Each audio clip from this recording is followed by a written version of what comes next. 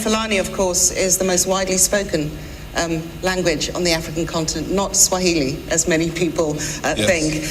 So we're going to get an African perspective. I am coming to the audience. Going to get an African perspective on gender equality, and I'm going to go to Your Excellency Bawumia first, and I will come to Professor as well.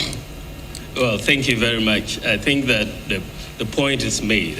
In Ghana, for example, you are close to about 52% of the population as female, and so that is the majority population.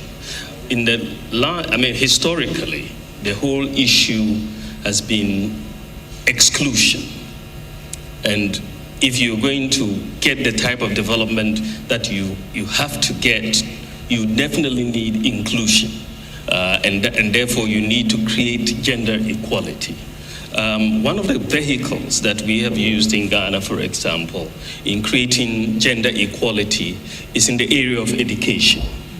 One of the things that we saw was a high level of dropout of females when you got to the secondary level. And usually because of the cost of secondary education, many parents were unwilling to or unable to bear the cost of that education. And usually the females tended to suffer in the choice matrix of whether you go, which of your children goes to school. And so when we came into office in 2017, we instituted a policy of free senior secondary education for all.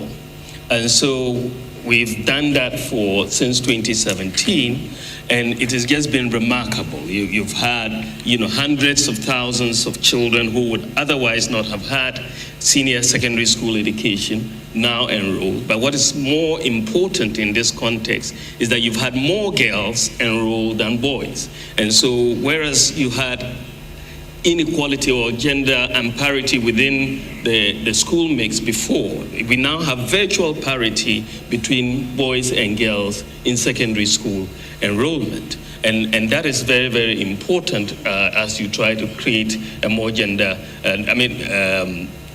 more gender parity in the society. Recently, that is last year, I think, one of our girls' schools won the World Robotics Competition, beating out, countries such as Germany, South Korea, the United States.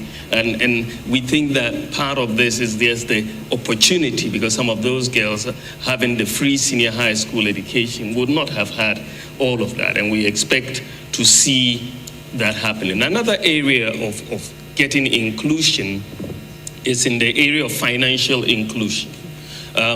When you look at the data, you tended to see that most of the people who did not have access to bank accounts were female. And so what we have done is introduce, because most of them have mobile accounts, and we've introduced mobile money interoperability, which makes the bank account interoperable with the mobile account.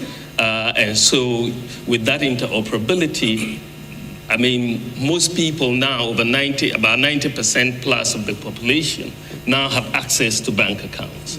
And that means more females have access to bank accounts than before. Then you have the whole area of maternal mortality and how you bring down maternal mortality by making sure that, especially in the rural areas, mothers who are giving birth have access to critical black blood supplies during birth. And all of that. Ghana, following Rwanda, has implemented a policy of drones to deliver medical supplies, vaccines to very remote areas. And today, Ghana is the world's largest medical drone delivery. Most people don't know that, but that is where we are. And we have about 6 drone centers. And each day, you have about 100 flights from each of the centers. And each flight is saving a life.